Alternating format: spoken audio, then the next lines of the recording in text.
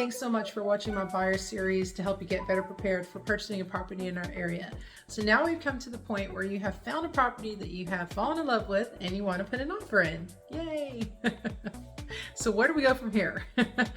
Well, for me, I do a lot of work behind the scenes for my buyers before we even look at properties. So I'm going to already do the research on the pricing for that particular area or for that building if it's an investment property, to see what's on the market, to see what's pending that hasn't closed yet and what has recently closed in the past few months to give us a better guide for pricing.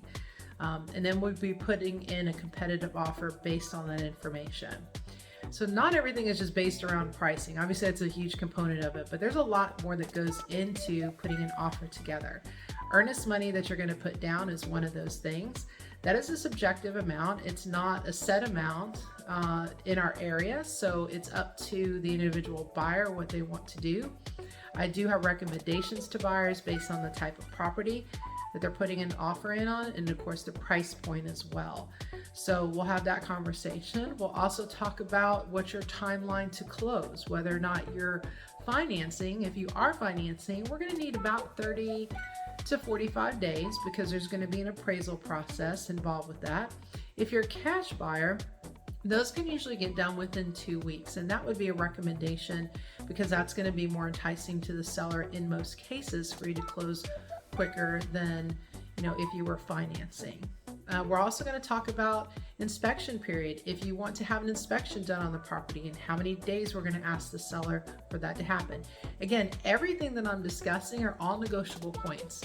So we're putting our best foot forward and putting an offer together for the seller and hoping that the seller accepts all of the terms that we're putting in place, but they may come back and give us what's called a counter offer where they're saying, no, we like this, but we don't like that. Would you do this instead of that?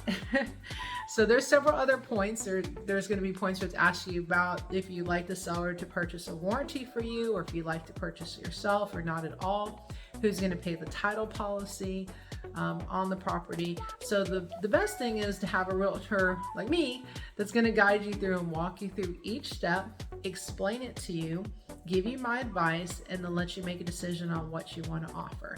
So typically once we put in an offer, we give the seller, sometimes I'll get an offer in and they'll send it to me at 5 o'clock in the evening and they'll say they want an acceptance or a response by my seller the next day.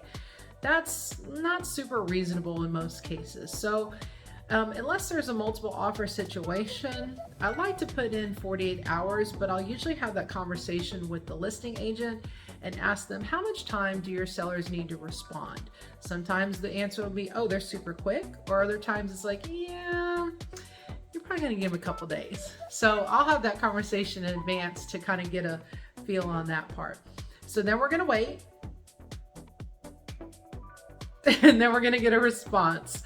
And in that response, they're either going to accept your terms that you have offered, or they're going to counter offer. And then sometimes with that counter offer, they're going to give us a timeline to respond back to them. Now, critical thing to understand is while we're going back and forth and both parties have not agreed, that property is still technically on the market.